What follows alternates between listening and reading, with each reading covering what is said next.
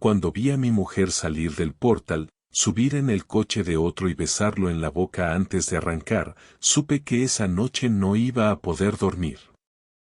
No fue que sospechara, no fue que tuviera dudas, no fue que alguien me lo contara, lo vi yo, con estos ojos, a las 9:15 de un jueves normal, desde el interior de mi coche, aparcado 2 calles más abajo. No fue premeditado, no fue una vigilancia, no fue que yo fuera un paranoico de mierda. Simplemente había salido antes del trabajo, había decidido sorprenderla llevándola a cenar, y cuando pasaba por su calle, sin querer, me encontré con la mayor hostia emocional que jamás imaginé recibir. No reaccioné como en las películas, no bajé corriendo a partirle la cara al tipo, ni pegué gritos, ni monté un escándalo. Me quedé allí, quieto, viendo cómo el coche se alejaba mientras Laura reía, echándose el pelo hacia atrás como hacía cuando estaba nerviosa y excitada al mismo tiempo. Me temblaban las manos sobre el volante, pero no arranqué. Me sentí como un gilipollas sentado allí, tragándome la humillación, como si la escena pudiera deshacerse si me quedaba suficientemente quieto.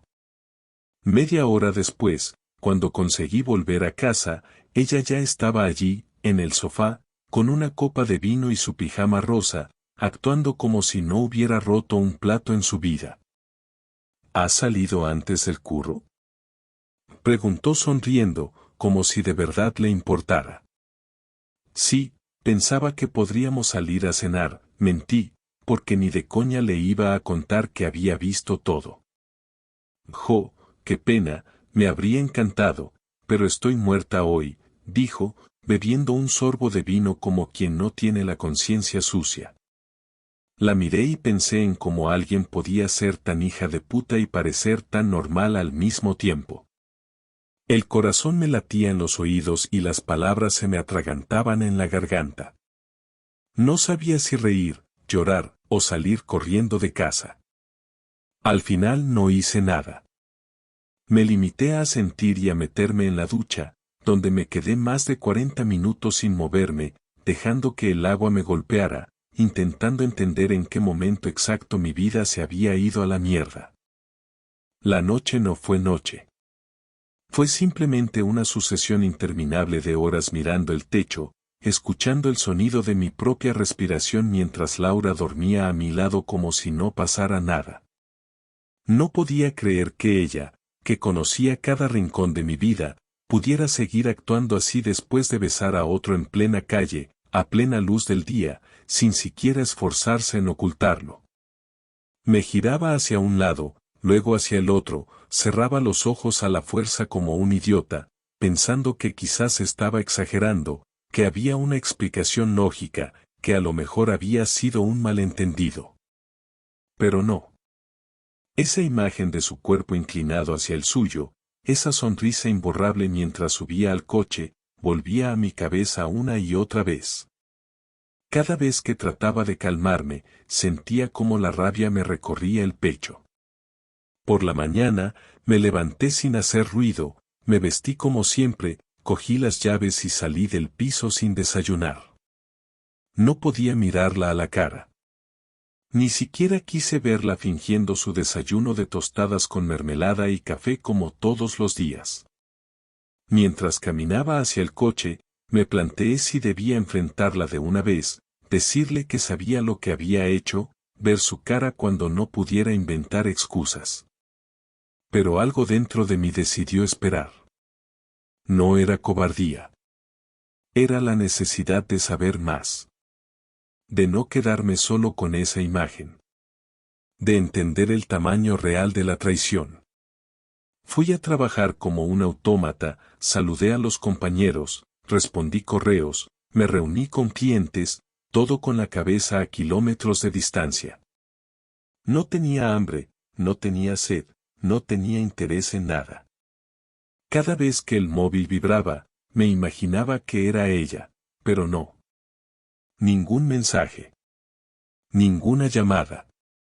Ni un mísero "¿cómo estás?", que me diera un motivo para encararla. Eso me decía mucho más de lo que ella creía. Al salir del trabajo, en vez de ir directo a casa, di una vuelta por su hospital. No sabía qué esperaba ver.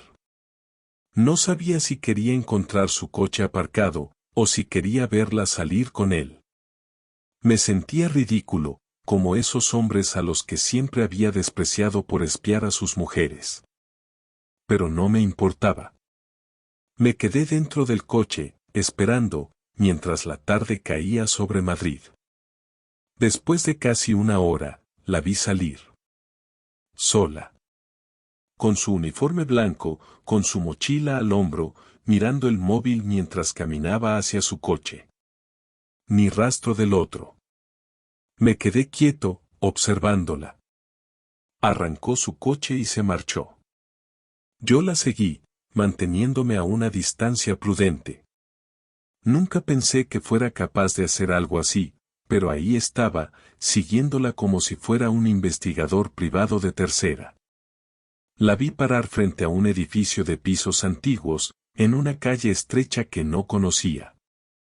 Aparcó mal, aprisa, bajó del coche sin mirar atrás y entró en el portal. Me acerqué lo suficiente como para ver el número del portal, 37. Me quedé allí, esperando, pensando en qué coño estaba haciendo. Quizás había ido a visitar a alguien del hospital, quizás era un asunto médico, quizás era cualquier cosa inocente. Pero después de 20 minutos, lo vi. Un tipo de unos 35 años, camiseta ajustada, barba descuidada, bajó de otro coche y entró por el mismo portal, sin tocar el timbre. Me temblaron las manos de nuevo. Esta vez no me contuve. Me bajé del coche, crucé la calle, entré en el portal sin pensarlo. Era un edificio de 4 plantas, sin ascensor. Subí despacio, escuchando. En el segundo piso, escuché risas ahogadas detrás de una puerta entreabierta. Mi corazón se aceleró tanto que pensé que me iba a dar algo allí mismo. No lo pensé. Empujé la puerta despacio. Nadie la había cerrado bien. Entré y vi el salón. Laura estaba de pie, riéndose mientras él le apartaba el pelo de la cara con una mano, con la otra en su cintura. La escena era tan íntima que tuve que tragarme el vómito que me subió de golpe. No sabía que el hospital ahora daba terapia tan personalizada, dije, con una voz tan seca que ni yo me reconocí. Los dos se giraron, congelados. Laura abrió los ojos como platos, soltó un suspiro que no supe interpretar, y el tipo dio un paso atrás, como si eso fuera a salvarlo de algo. Javi, no es lo que parece, dijo Laura, en el tono más patético que había escuchado nunca. Ah, ¿no? Pregunté, avanzando hacia ella mientras ellos retrocedían como dos adolescentes pillados en mitad de una fiesta. ¿Qué es entonces? ¿Una clase de anatomía práctica? El tipo intentó hablar, levantar las manos como para explicar algo, pero no me interesaba. No era con él. Era con ella. ¿Desde cuándo? Le pregunté a Laura, sin levantar la voz, sin necesidad de gritar, porque el desprecio llenaba cada palabra. Ella no contestó. Miró al suelo. Miró las paredes. Miró a cualquier parte menos a mí. ¿Desde cuándo, Laura? Repetí, avanzando otro paso. Desde hace un par de meses, murmuró finalmente, tan bajo que apenas lo escuché. Asentí. Me di la vuelta, salí del piso y bajé las escaleras sin correr. No porque quisiera hacerme el digno, sino porque cada paso que daba era una forma de obligarme a no volver atrás y no hacer algo de lo que pudiera arrepentirme. Cuando llegué al coche no me senté ni arranqué, simplemente apoyé las manos en el capó durante unos minutos, respirando despacio porque sentía que si me movía un centímetro iba a explotar. No era rabia de película, no era un ataque de locura, era una rabia seca, de esa que no necesita gritos porque ya lo dice todo con la mirada. Saqué el móvil, busqué su contacto, y escribí un mensaje que solo decía baja. No pasaron ni 2 minutos cuando vi a Laura aparecer por la puerta del edificio, caminando despacio, como si cada paso le costara más que el anterior. Se acercó al coche y abrió la puerta del copiloto sin mirarme. Se sentó y cerró la puerta con una suavidad ridícula, como si creyera que haciendo menos ruido las cosas serían menos graves. ¿Quieres explicarlo? Pregunté mirándola de frente, sin encender el motor, sin apartar la mirada. Laura se removió en el asiento, se agarró las manos entre sí, respiró hondo como si estuviera preparándose para una maratón y soltó. No era algo planeado, Javi, te juro que no. ¿Cómo se llama? Pregunté, ignorando su intento de excusa. Se llama Diego, trabaja en el hospital, respondió rápido, como quien sabe que mentir ahora solo va a empeorarlo todo. ¿Hace cuánto? Seguí, con la voz seca. Unos 2 meses, pero no fue desde el principio, empezamos a hablar, luego fueron cafés, luego, su voz se quebró pero no me interesaba su actuación. ¿Te acostaste con él? No era una pregunta, era la condena en voz alta. Sí, dijo bajando la cabeza, como si eso sirviera de algo. No hablé. No moví ni un músculo. Me limité a mirarla hasta que empezó a ponerse aún más incómoda. No era el dolor de quien se arrepiente de haber herido, era la incomodidad del niño que sabe que le han pillado. Yo, no quería hacerte daño, añadió en voz baja. Laura empezó a llorar, ese llanto silencioso que antes me habría roto por dentro pero que ahora me parecía tan ajeno como si llorara a una desconocida. No hice nada, no dije nada, simplemente dejé que llorara hasta que se dio cuenta de que no iba a recibir consuelo. Después de varios minutos en silencio, decidió intentar la única carta que le quedaba. Podemos arreglarlo, Javi, fue un error, te juro que fue un error, dijo entre sollozos. No fue un error, Laura. Caerse por las escaleras es un error. Esto fue una decisión, dije mientras arrancaba el coche. Conduje en dirección a casa sin hablar más. Ella sollozaba en silencio, mirando por la ventanilla, probablemente intentando construir algún tipo de historia en su cabeza para justificarse, para intentar salvar algo de la imagen que tenía de sí misma. Yo iba tan concentrado en no estrellarme que apenas sentía nada ya. Era como si el cuerpo se hubiera desconectado y solo quedara la parte fría, práctica, la que sabía que ya no había vuelta atrás. Aparqué frente al portal, apagué el motor y me quedé unos segundos mirando el volante. Cuando llegues, recoge tus cosas, dije sin mirarla. ¿Qué? ¿Me estás echando? Preguntó con una voz que mezclaba sorpresa, miedo y vergüenza. Sí, respondí mirándola finalmente. Y cuanto antes mejor. Javi, por favor, piénsalo. No podemos tirar todo a la basura por un error, dijo con una desesperación que sonaba más por el miedo a quedarse sola que por perderme a mí. No voy a compartir cama con alguien que piensa que puede usarme de coartada mientras se acuesta con otro, respondí, sin elevar la voz ni un milímetro. Laura se quedó allí, inmóvil, sin saber si bajarse del coche o seguir llorando hasta que cambiara de opinión. No dije nada más. Abrí la puerta del coche y salí, subí las escaleras del portal sin mirar atrás. Entré en casa, fui directo a nuestra habitación y saqué una maleta grande del armario. No la llené con mis cosas. La dejé en medio de la habitación, abierta, para que ella entendiera que no había margen para la duda. Laura tardó 10 minutos en entrar. Llevaba los ojos rojos, el pelo despeinado, y la mochila que siempre usaba para el trabajo colgada del hombro. Sin decir nada, fue a la habitación, vio la maleta abierta en el suelo y soltó un suspiro que era más de derrota que de pena. ¿De verdad no quieres hablarlo?, preguntó desde la puerta. ¿Qué hay que hablar, Laura? ¿Si lo hace mejor que yo? Le solté sin piedad. Ella se tapó la cara con las manos y se agachó, derrotada. Lo siento, susurró. Yo también lo siento, respondí mientras me dirigía a la cocina a coger una cerveza, la primera del día, la última que iba a tomar en esa casa con ella. Cuando me senté en la cocina con la cerveza en la mano, escuché cómo Laura iba de un lado a otro de la habitación, abriendo cajones, metiendo ropa a la carrera, llorando de forma contenida. Cada vez que un cajón se cerraba de golpe, era como una pequeña victoria para mí, una señal de que esta vez sí se iba a ir, de que no iba a tener que soportar más su presencia ni sus explicaciones vacías. No sabía cuánto tardaría en recogerlo todo, pero me daba igual.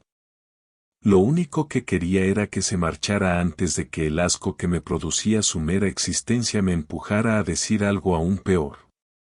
Cuando terminó de llenar la maleta, bajó arrastrándola por el pasillo.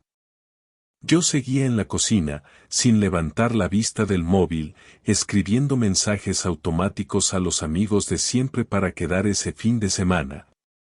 Para asegurarme de no pasar ni un minuto más de lo necesario encerrado en esa casa que ya no sentía como mía.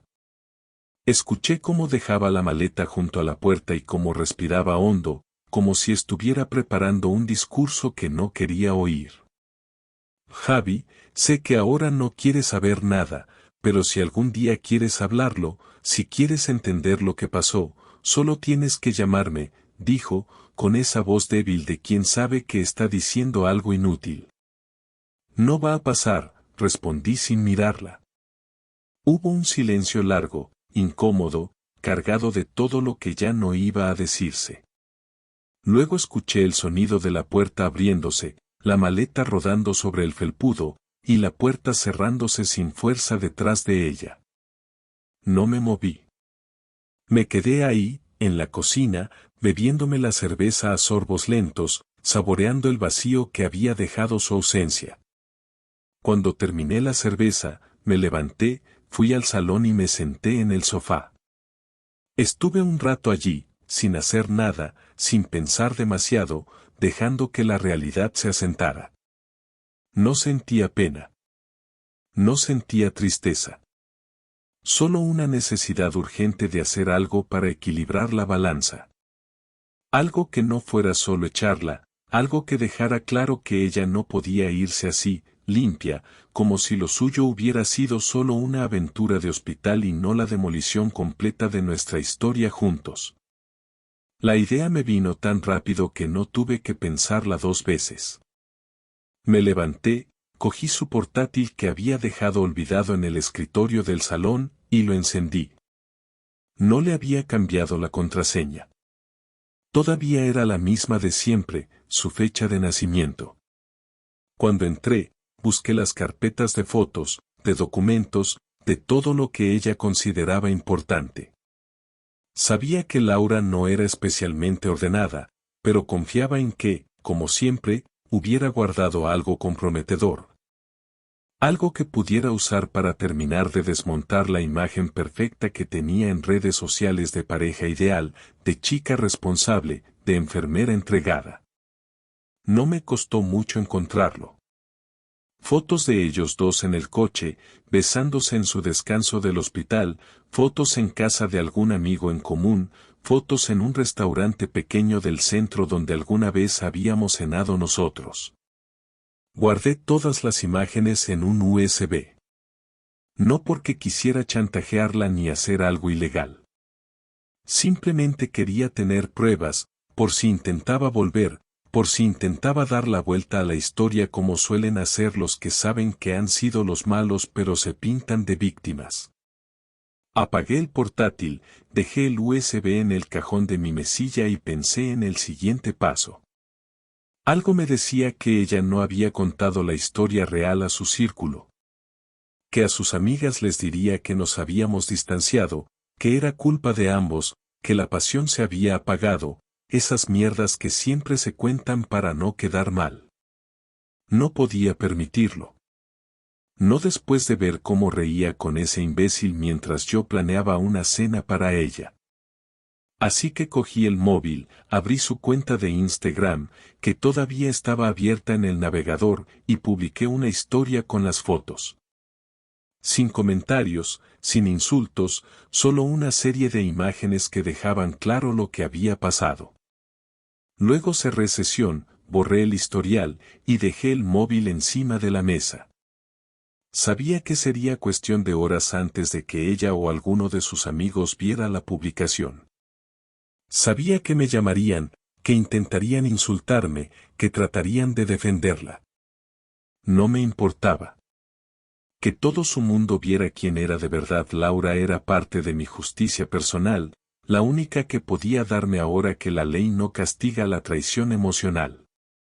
Esa noche dormí en el sofá, no porque no pudiera dormir en la cama, sino porque no quería hacerlo. Cada rincón de esa casa me recordaba a ella, a lo que habíamos sido, a lo que yo había pensado que éramos. Cerré los ojos, puse el despertador para bien temprano y me obligué a no revisar el móvil. No quería ver las reacciones, no quería leer excusas, no quería recibir llamadas llorosas pidiendo explicaciones. Esa parte para mí ya estaba cerrada. A la mañana siguiente, cuando salí a la calle rumbo al trabajo, el aire fresco me golpeó de lleno en la cara. No me sentí liberado ni nada por el estilo. No fue como en las películas donde todo se resuelve de repente. Me sentí vacío, pero de un vacío tranquilo, como el de alguien que ya no tiene que fingir que todo está bien. 3 días después, cuando ya pensaba que todo había quedado en silencio, recibí su llamada. No contesté. Dejó un mensaje de voz. No lo escuché. Esa misma noche, cuando volvía del supermercado, la encontré esperándome en la puerta del portal, sentada en el bordillo, con la maleta a su lado. No parecía una víctima, no parecía rota, solo parecía alguien que no sabía dónde más ir. Me acerqué despacio, sin prisa, como quien sabe que la conversación que viene no tiene nada que ofrecer más allá de un cierre necesario. Ella se levantó en cuanto me vio, se frotó los brazos como si tuviera frío, aunque la temperatura era soportable, y se acercó a mí como si no supiera por dónde empezar. No he venido a discutir, dijo bajando la mirada. ¿Entonces a qué has venido? Pregunté, sin invitarla a entrar, sin moverme del sitio. A pedirte que hablemos, aunque sea solo esta vez, dijo en voz baja. Asentí sin palabras y entramos en el portal. Subimos en silencio. Cuando entramos en casa, ni siquiera se sentó. Se quedó de pie junto a la puerta, como si supiera que no iba a estar mucho rato allí. Me apoyé contra la pared, crucé los brazos y esperé a que hablara. Sé que todo lo que diga ahora va a sonar a excusa, y no quiero ponerte excusas, empezó, mirándome a los ojos como pocas veces había hecho últimamente. No vine a pedirte que volvamos ni a intentar justificar nada. No dije nada. No iba a hacerle fácil el trago. La verdad es que empecé a alejarme de ti mucho antes de que apareciera él, continuó. Empecé a sentirme como si no importara, como si solo estuviéramos juntos porque tocaba.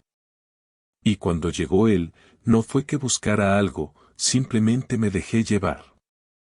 No es tan difícil de entender, dije secamente. Quisiste algo que no tenías conmigo y preferiste mentir antes que afrontarlo. Puede ser, admitió ella, bajando la cabeza. Me porté como una cobarde. No supe decirte que me sentía vacía, que necesitaba algo que no encontraba aquí. Fui un egoísta. ¿Te sientes mejor ahora? Pregunté, sin tono, solo lanzando la pregunta al aire. No, respondió de inmediato. No me siento mejor. No hay forma de sentirse bien después de hacer lo que hice. Perdí lo único que realmente valía la pena. Nos quedamos en silencio unos segundos. Yo pensaba en todo lo que había pasado, en las imágenes, en los mensajes, en la sensación de asco cada vez que recordaba su risa con aquel tipo. Pensaba en si realmente valía la pena seguir alimentando esa conversación. ¿Y qué quieres de mí ahora?, pregunté al final. Nada, dijo, tragando saliva. Quería mirarte a los ojos y reconocer lo que hice. Quería que supieras que no pienso cargar esto sobre ti. No voy a decirle a nadie que fue culpa tuya. No voy a inventarme historias. No voy a buscar compasión. Solo quería que supieras que me doy cuenta de lo que he destruido. Me reí por lo bajo, no porque me hiciera gracia, sino porque todo me parecía de una ironía absurda. Tantos años, tantas noches, tantos proyectos, tirados por la borda en un par de meses y ahora venía a ofrecerme una sinceridad que ya no necesitaba. Tarde, Laura, dije finalmente. Muy tarde. Ella asintió, sabiendo que no había lugar para el drama, que no había nada que pudiera hacer para reparar lo que había roto. Se agachó, recogió su maleta, y sin pedirme nada más, se dirigió a la puerta. ¿Puedo preguntarte una cosa?, dijo justo antes de salir. Pregunta, respondí, cansado ya de todo. ¿Alguna vez me vas a perdonar?, preguntó, sin girarse.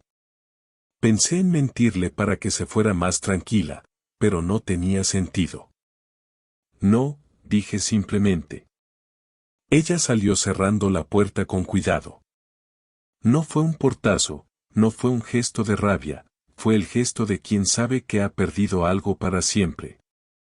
Me quedé solo en el salón, mirando la puerta cerrada, sintiendo algo que no era alivio, tampoco tristeza. Era simplemente la constatación de un final que ya estaba escrito desde mucho antes de que nos atreviéramos a admitirlo. No llamé a nadie esa noche. No busqué distracciones. No quise mensajes de apoyo ni cervezas de consuelo. Me senté en el sofá, respiré hondo y me obligué a aceptar que había terminado. Que ya no había lugar para ella en mi vida. Que mi dignidad no era negociable. Me fui a dormir con la decisión tomada, a partir del día siguiente, empezaría a hacer cambios. Pondría la casa a la venta, dividiría las cuentas comunes, firmaría los papeles sin prolongar el proceso más de lo necesario. No quería verla nunca más, no quería seguir atado a recuerdos, no quería ser uno de esos que pasan años preguntándose en qué fallaron. Sabía que me esperaban días duros, semanas complicadas, momentos de dudas. Pero también sabía que había algo que ella no había podido quitarme, por mucho que lo intentara, la capacidad de seguir adelante. Las semanas siguientes fueron una combinación extraña entre el cansancio físico de mover muebles, firmar papeles, ir a reuniones de abogados, y el agotamiento mental de aceptar que la vida que conocía ya no existía. No fue una tristeza romántica ni un duelo lleno de lágrimas. Fue más parecido a un proyecto que había que terminar aunque ya no tuviera ningún sentido. Puse la casa en venta a través de una agencia local, sin demasiadas explicaciones para los agentes. Dije simplemente que era una venta por separación, ellos no preguntaron más. Empaqué todo lo que era mío, regalé o tiré lo que no quería llevarme, y conseguí alquilar un pequeño piso en el barrio de La Elipa, lejos de todo lo que me recordara a ella. No era grande, ni bonito, pero era mío y eso bastaba. Durante todo el proceso, Laura no intentó contactarme otra vez. Ni mensajes, ni llamadas, ni correos. Lo único que supe de ella fue a través de un amigo en común, que mencionó en una conversación casual que Laura había dejado el hospital y estaba trabajando en otra clínica privada. No pregunté más. No me interesaba. No tenía ningún interés en saber si su aventura había durado o si había encontrado otro entretenimiento. Para mí, ella estaba muerta. No en un sentido dramático ni vengativo, simplemente no existía ya en mi vida. Hubo días en los que dudé si había hecho lo correcto exponiéndola en las redes sociales. Pensaba en si había ido demasiado lejos, en si era necesario. Pero esas dudas duraban poco. Me bastaba recordar la imagen de ella en aquel coche para confirmar que, por una vez en mi vida, había actuado a tiempo, había puesto mis propios límites sin esperar a que nadie viniera a salvarme. Un mes después de mudarme, mientras acomodaba algunos libros en las estanterías nuevas, recibí un mensaje inesperado. Era de su número. No decía mucho. Solo ponía, espero que estés bien. No voy a molestarte más. Gracias por los años buenos. Lo leí una vez. No contesté. Lo borré. No porque sintiera odio o rencor, sino porque contestarle habría sido mantener viva una historia que ya estaba cerrada. Me concentré en rehacer mi vida. Salía más con mis amigos, aceptaba planes que antes habría rechazado por pereza o por comodidad. Me apunté a un gimnasio cerca del piso, no para cambiar mi físico ni para impresionar a nadie, sino porque necesitaba hacer algo que me cansara el cuerpo tanto como el alma ya lo estaba. Algunos fines de semana viajaba fuera de Madrid, solo o con amigos, sin planificar demasiado. A veces simplemente me sentaba en una terraza, con una cerveza, observando a la gente pasar, sintiéndome por primera vez en mucho tiempo parte del mundo real y no de una burbuja que se había roto sin previo aviso. No volví a buscar pareja de inmediato. No tenía ganas de construir nada nuevo. No tenía prisa por llenar ningún vacío. Sabía que la confianza rota no se repara con una cara nueva ni con promesas distintas. Lo que necesitaba era reconstruirme a mí mismo, entender en qué momento había dejado de estar atento a mi propia vida, en qué momento había dejado de preguntarme si era feliz o solo estaba cómodo. Algunas noches, en silencio, me venían recuerdos sueltos. Escenas pequeñas, inofensivas, una cena de cumpleaños, un viaje a Valencia, una tarde de domingo viendo series. No me hacían daño. Eran como fotos viejas guardadas en un cajón que ya no se abre. Pensaba en esos momentos con una mezcla de gratitud y resignación. No todo había sido malo. Simplemente había terminado. Y entender eso fue parte del proceso de curarme. Un viernes por la tarde, mientras tomaba algo con Carlos, uno de mis mejores amigos, salió el tema sin querer. ¿Te arrepientes de cómo lo manejaste? Me preguntó mientras le daba un trago a su cerveza. No, respondí sin dudar. Me arrepiento de no haberme dado cuenta antes. Pero de cómo lo manejé, no. Carlos asintió, como quien entiende sin necesidad de más palabras. ¿Sabes? Siempre pensé que ibais a durar toda la vida, comentó. Yo también, dije. Pero pensar no cambia las cosas. No hablamos más del tema. No hacía falta. Había aprendido que algunas heridas no necesitan que las estés tocando todo el tiempo para comprobar si siguen abiertas. Algunas simplemente cicatrizan y dejan una marca que ya no duele, solo recuerda. La venta de la casa se cerró 2 meses después. El dinero se dividió como acordamos. No hubo peleas, no hubo reproches, no hubo drama. Solo firmas, transferencias bancarias y un frío adiós en un correo electrónico de abogados. El día que recibí el último aviso de la gestoría, sentí algo parecido a un alivio real. No era felicidad, no era emoción, era simplemente saber que ya estaba libre, que todo el capítulo había terminado, que podía empezar de verdad algo nuevo si algún día me apetecía. Ahora, cuando miro hacia atrás, no siento odio, no siento nostalgia. Siento que pasé por una guerra silenciosa y salí caminando. No victorioso, porque aquí no gana nadie. Pero sí con algo que no pienso volver a perder, el respeto por mí mismo.